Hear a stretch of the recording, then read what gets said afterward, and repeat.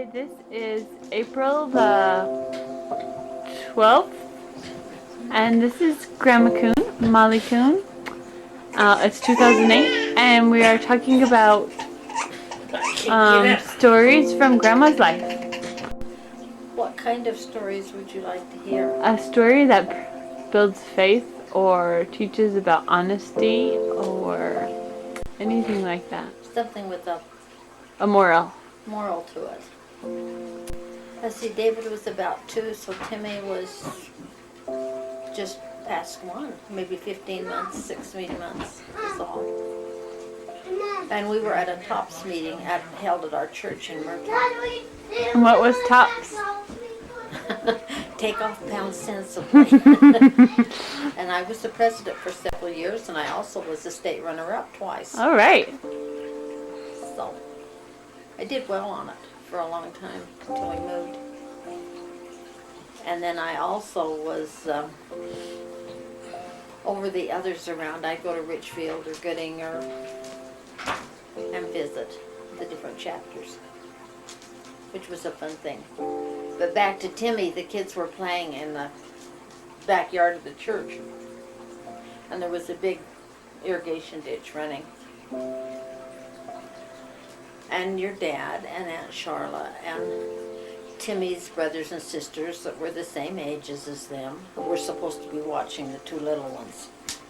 And I got nervous and went outside, and David was laying on the bridge across it, looking in the water. And I ran over there and I said, "What are you doing?" And he said, "Timmy's down there." And so I got down and looked underneath, and Timmy was caught under the bridge.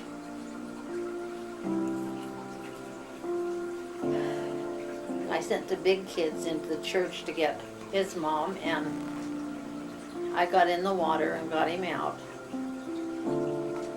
And then we laid him on the grass, and I did CPR on him because I had studied with Jerry for Scouts. There were several things that I learned from Scouts with Jerry, but that was one of them. And so then they called the principal at the high school, and he came and checked him, and he said, "Well, you really need to cover him up." Here we were. I was soaked and wet, and Timmy was soaked and wet, and we had him just laying on the grass. We hadn't wrapped him up in anything. And then I drove he and his mom to Twin to the hospital, and they checked him out, and that baby had clenched his teeth so tight that he had no water whatsoever inside of him. Wow. So that was one faith-promoting story. You do what you're prompted when you're prompted. You don't wait. And then the kids were helping me put fruit jars on fruit shelves. We had just built fruit shelves, and they were putting jars up, and Andy dropped one. About how old was Andy when this happened? Oh, your dad was still in Boy Scouts. Let's see. 12, 10. He must have been 8 or 9. Anyway, he cut right next to the artery in his arm. So Jerry held Andy's arm. We wrapped it up, and he held it and put pressure on it, and I drove him to Twin to the hospital again. We were 22 miles away from the hospital. And they stitched him up.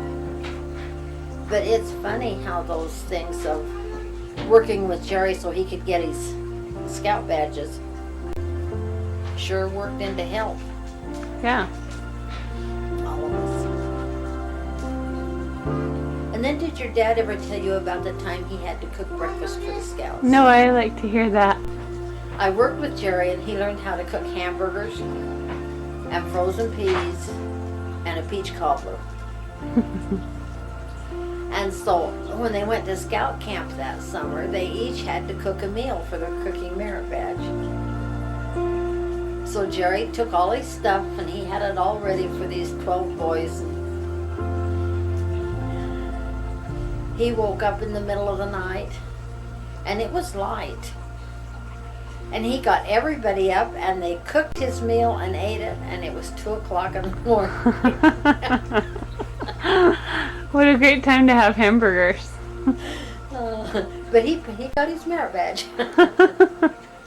Mr. Holt said had it been based on the time, he may not have.